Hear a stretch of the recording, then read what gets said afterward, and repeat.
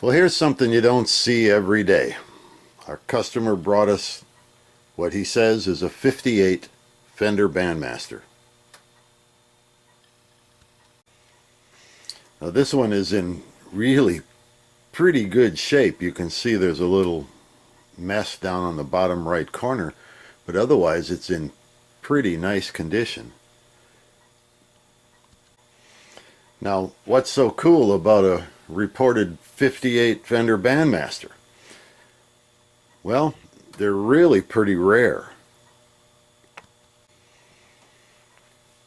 And three 10-inch speakers really put out the sound on these things. Current 2018 pricing, I've seen these amps asking prices as high as $14,000. So they're rare, they're coveted, and we get to fix it, and you get to watch. Now I think you can see just by looking at the circuit is that everything in here is original and untouched. And the customer tells us this amp has actually literally sat in a closet since 1970. So it hasn't been run in 47 years. We're not inclined to even turn it on at this point. Those filter caps are surely bad and surely some issues there. So we're going to start with a cap job and go from there. Now, the customer suggested that he got no sound out of it at all. So he has tried to turn it on. But I can tell you, when we opened up the back, part of the reason he got no sound at all was that the speaker jack was plugged into the external speaker jack. And the amp won't make a sound if it's plugged in over there. It's got to be plugged in here.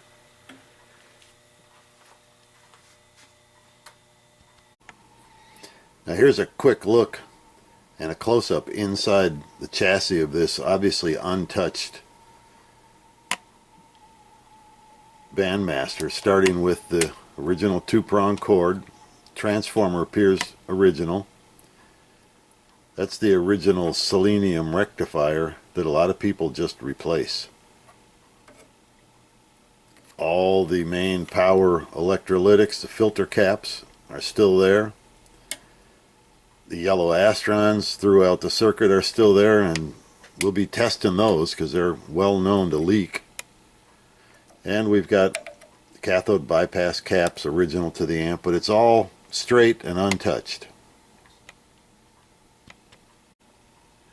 Right down to this little piece of masking tape that shows us this amp was assembled by Lily.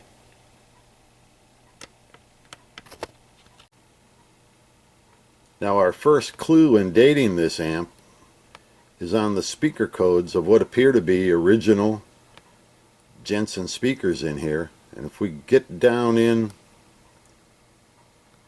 there, you can see the code on the speakers, and all three are the same. It's 220 921, which means the speakers were manufactured the 21st week of more than likely 1959. So if this is a 58 Bandmaster, the speakers were changed, but I doubt it. The next clue is found on the tube chart that all these older Fender amps have, and you'll see if you look closely right in the corner up here a stamp that's typically difficult to read, but this one says IG. And IG means this amp was assembled in July of 1959. So it's not a 58, it is a 59. Which doesn't hurt it any. It's still a highly valuable, collectible, and rare amplifier. Well, the first thing we're going to check are the speakers. And this is just measuring the reflected resistance between the three 8-ohm 10-inch speakers that are wired in series. And we're getting 2.6 ohms. which is something less than 4 ohm total impedance, because you'd expect to see 3.2 or so resistance in checking them this way.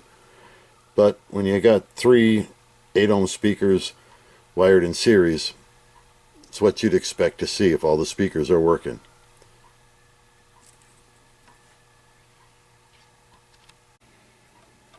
Now we're going to take a look at the fuse. It calls for a 3 amp fuse, and this is indeed a 3 amp fuse, but you can see it's a fast blow fuse, and we'd like to have a slow blow in there, so we'll be changing that fuse. Now we're going to inspect the power cord, which seems to be completely intact, no damage there. But if you're going to play this amp, we do want to put a 3-prong on it. This one is a little stiff. I'm sure it's probably fine, but for playing purposes you do want a 3-prong, and we will be installing that.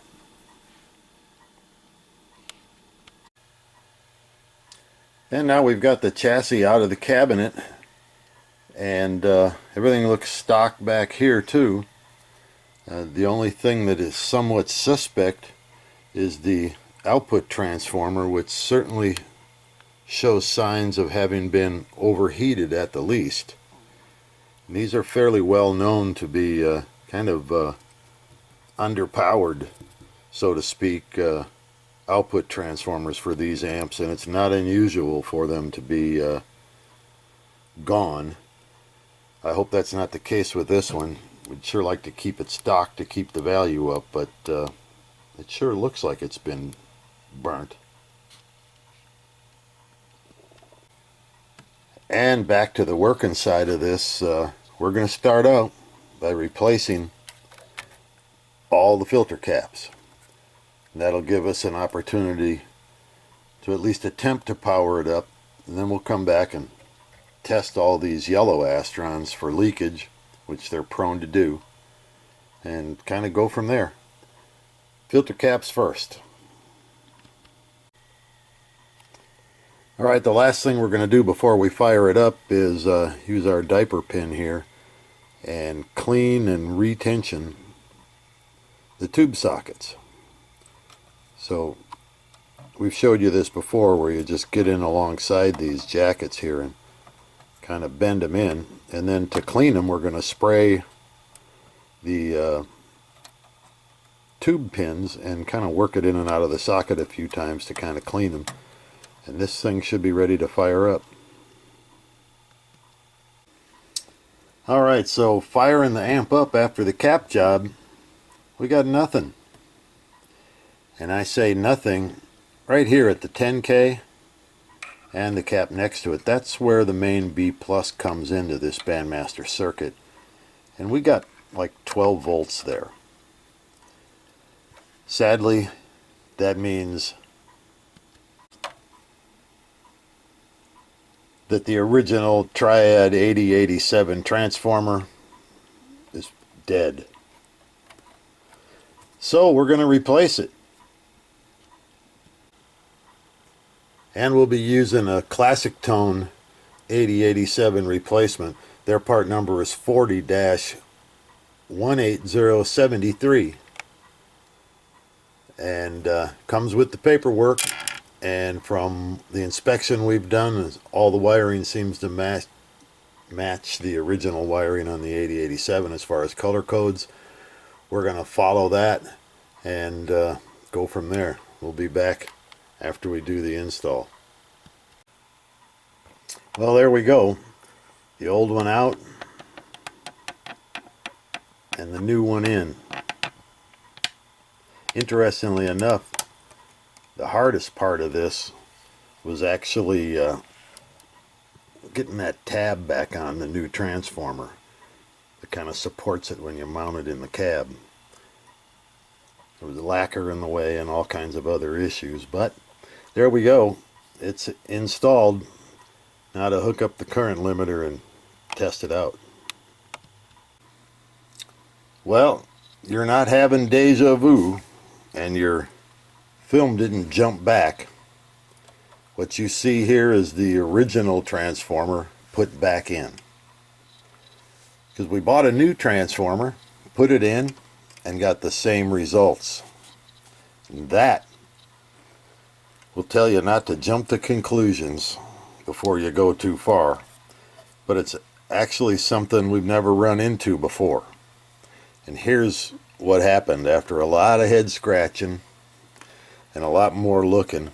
You know, normally when you test a transformer, and these are the three leads, the red's the center tap, and that's the other two primaries, you test from the center tap to each lead. And you can see back there we get 116 ohms to one, and we get 153 ohms to the other. We thought, well, the transformer's good. What we didn't do was test those leads to ground. So we check one lead, we get 256 ohms. We check it to the center tap, get 141 ohms, and when we check it to the other primary, we get 13 ohms. 13 ohms is a dead short to the core of the transformer and to chassis ground, and that's what was sucking all the voltage out.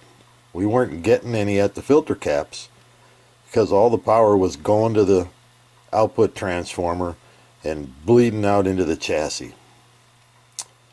It was the output transformer all along.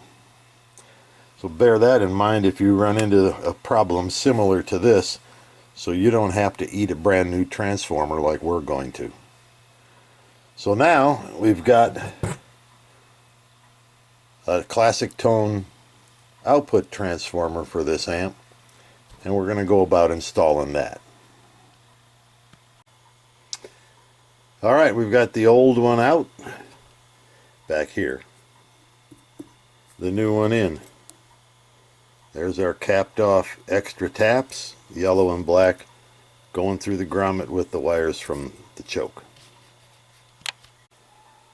Alright, here you can see all the connections on the inside. We've got the secondaries, the yellow is connected to the speaker jack, and you can see we brought the common in and put it on a locking tab right on the bolt that mounts the transformer. There's paint on the frame of the new output transformer. We could have scrubbed it off and soldered it. We think this is probably better than just the bolt they had on theirs. Now over here you'll see we've got brown, blue to pin 3 on each of the 6L6 sockets, and red is tucked behind on pin 4 back here. And you might notice we've got extra wire on the blue. Well, we did that on purpose, because you never know if you cut this lead too short and you find out that your transformer is out of phase and you need to move it to the other socket, you're going to be short wire. So that's tucked in there.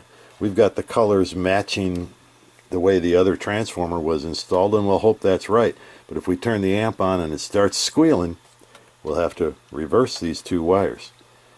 That's why we left extra lead on there. So here we go. All the tubes are installed. Speakers connected. We're still in our current limiter. Let's see what we get. An initial flash, which is what you'd expect when you power the amp up. And as the tubes warm up, the light goes down. Now let's see what happens when we throw standby.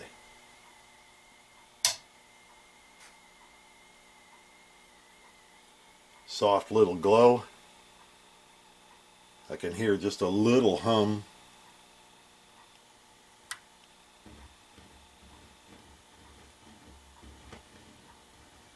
Maybe you can hear that.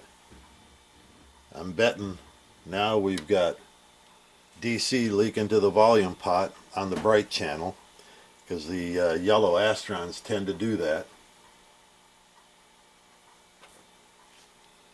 So we'll go check that. We may have to replace some of those.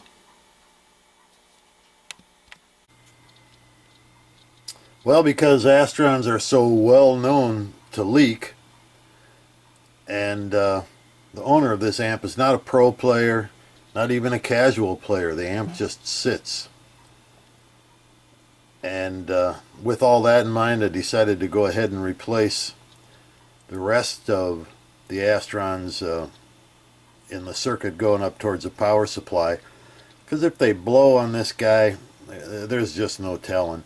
We left one in there that's not leaking in the normal channel, but it just seems safer to me under the circumstances. And of course we'll give him all his original Astrons back if somebody wants to try to put them back in there, but it's just one of those things seemed like to be the best thing to do.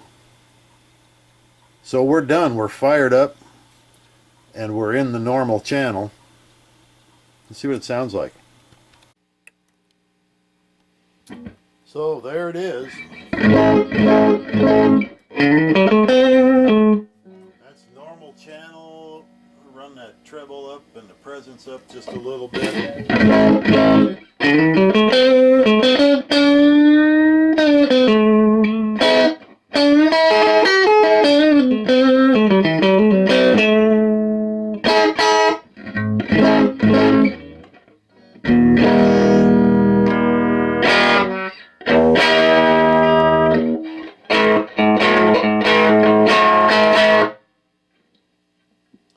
Sounds pretty good to me. I think we're ready to button this back up. 59 5E7 Bandmaster.